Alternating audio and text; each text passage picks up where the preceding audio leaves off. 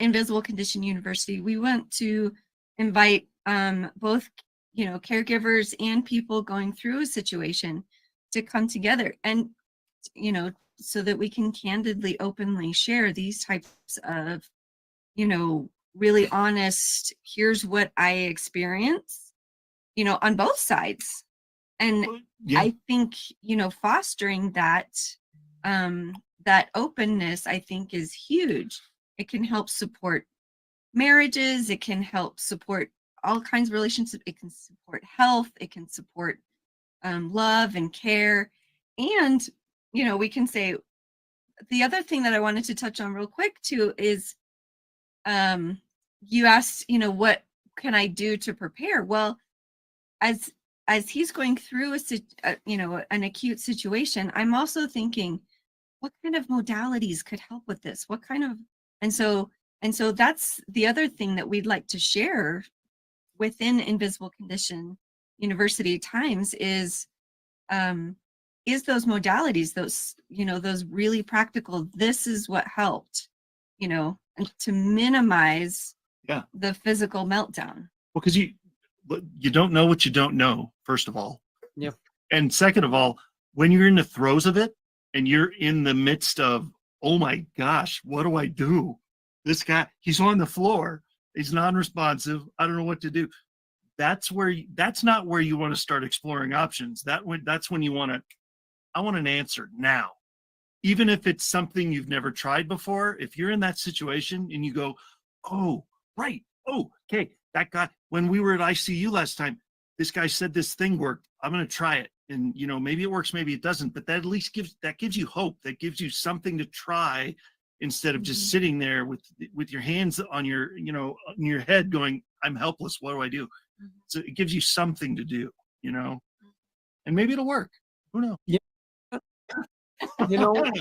And my suggestion for all of this would be, there's a couple things. First, pay attention to what your doctor does say, because these are some of the things, and don't be afraid to ask doctors questions that are outside the box. Say, hey, what do I do in different situations? If I understand life's going to be a little bit different, okay? If something happens, what's the best thing to do?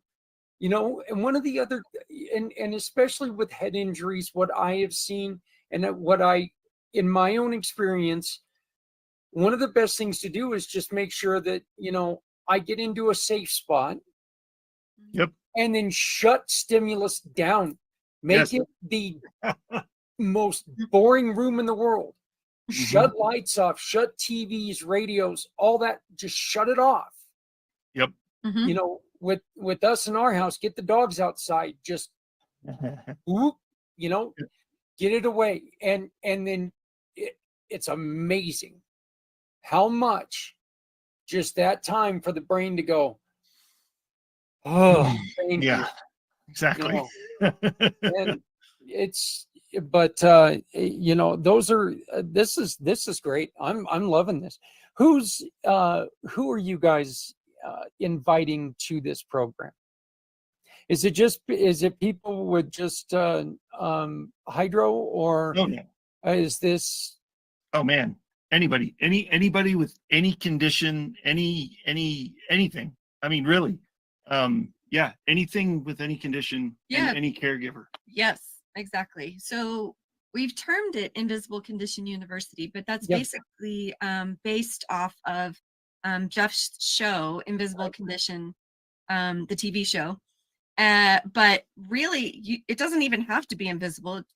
It could be anything. Any kind of condition, and the caregivers that love that person with the condition, Well, and it sounded, want the support.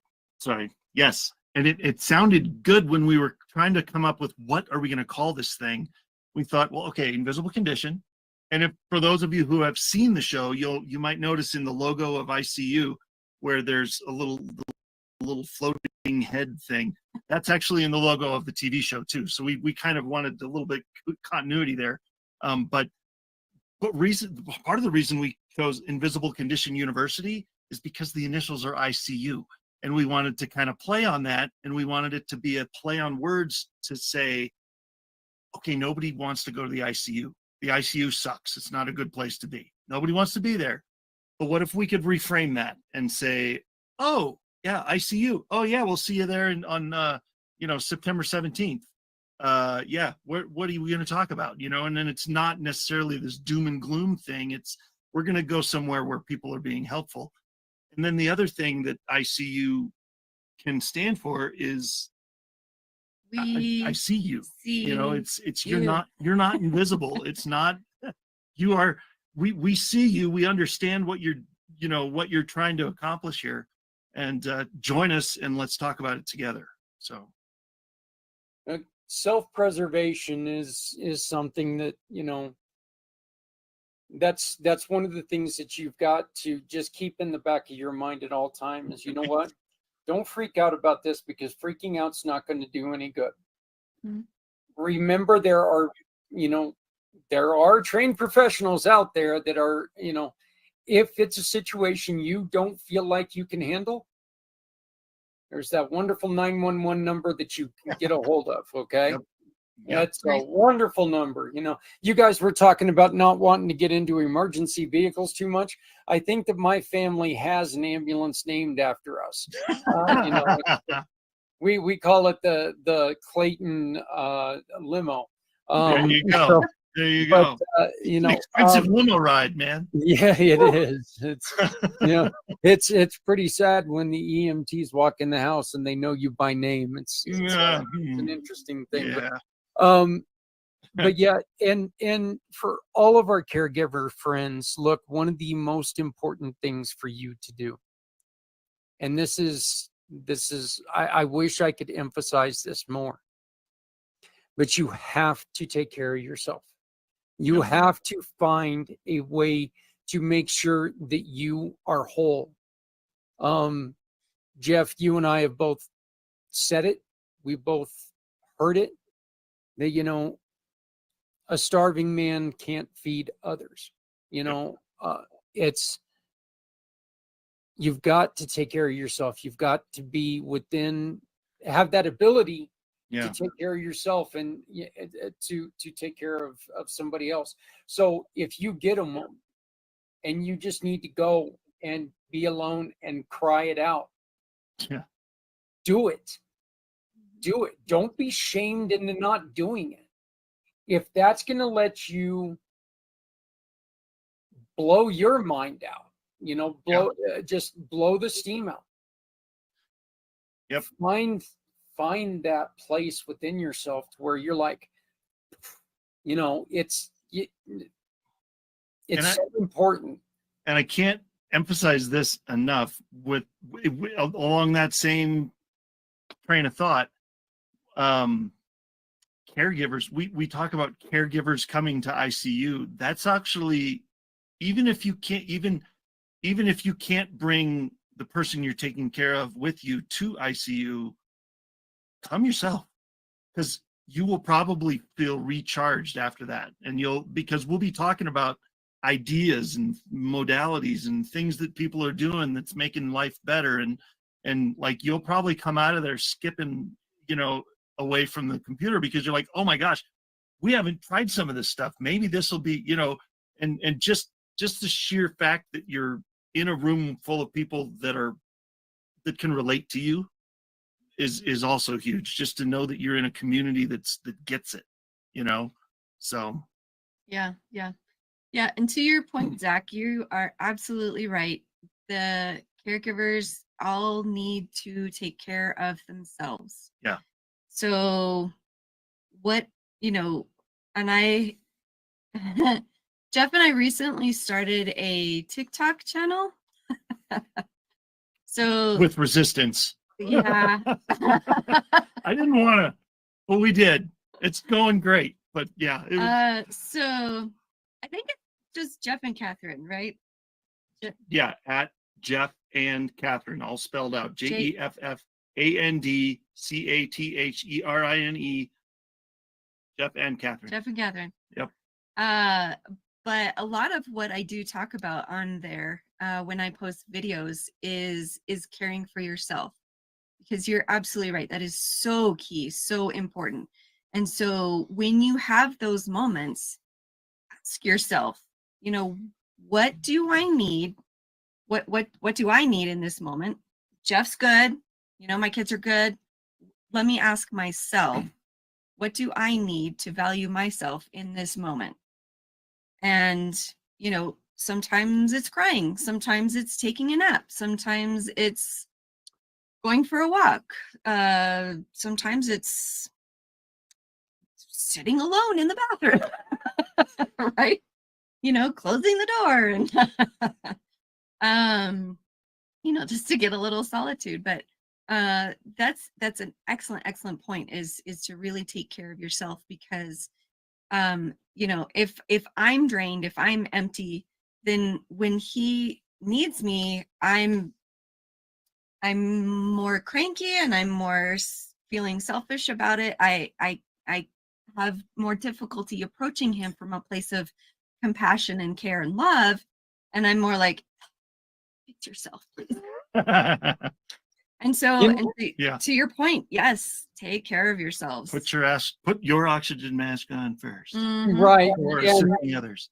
you know, look, I think that what you guys are, what you're talking about on getting caregivers there who might need that little bit of inspiration. Just remember, somebody at one point in time was having difficulty putting their shoes on, and they took a stick and stuck it in the heel, and they made a shoehorn. Yep. Okay. And somebody else looked at that and said, what a great idea. They put a stick in their damn shoe, and it made it easier for their life. Okay. This small things that somebody else has done can make your life so much better. And it might be as simple as putting a stick in your shoe. Okay. Not literally. Yeah. Or maybe literally. I don't know. Complicated. Yeah. Yeah. Yeah. You know, I mean, it's amazing what you yourself can come up with just out of necessity. And if you can share that with someone else, Yep, to improve their life. exactly. Well, to your point, it's not a stick in his shoe, but Jeff's actually taken to doing tieless, no, what am I trying to say? Self-tying. Self-tying shoelaces. So all he has to do is slip his feet in the shoes. He doesn't have to bend way over, because that can. I haven't tied a pair of shoes in 12 years, Zach. I haven't. I have had shoes that either have their self-tying thing, or they have laces, and I've thrown the laces away and bought self-tying things to put in there, so I don't know if I can just slip them on and go. So, you know, I think it's so funny that Skechers right now is they've got this big campaign on, you know, never bend over and touch your shoes again. There's some of us that are sitting there going, been I there. tied my shoes once and they became slip-ons, you know, and I've been doing this since I was 15. Yeah. Where have you been? I mean, I've been doing this for 45 years. What the hell are you talking about? This exactly. is This is new. Yeah. You know, it's like, bend over, don't bend over. I mean, come on.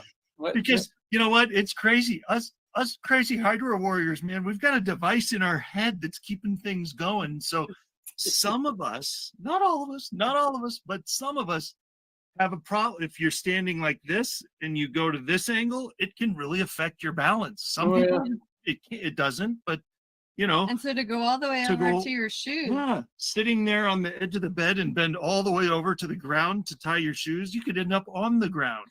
So, you know, do what you can, man. Even the little stuff helps. So my wife more than once saw me walk out of one room, go to turn the corner, and smack right into the doorway because I just, you know, in between one room and the other, I lost that, you know, half a room past. And yep. It's like my power steering on my body just suddenly gave out, and I just smacked into the doorway, you know. And it's like, so, but exactly. I'd like to give you an opportunity to tell us anything else before we let you go. Is there anything else that you guys would like to include? I think the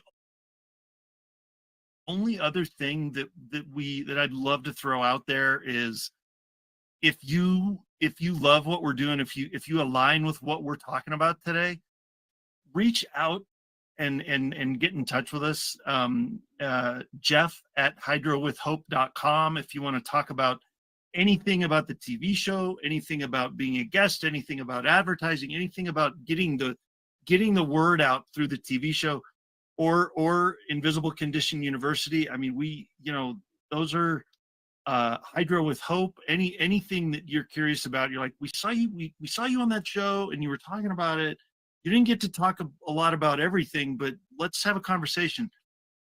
I'm all ears. Let's talk about it, because I want to get the word out about all this stuff, because it's important. So Yeah, there are resources.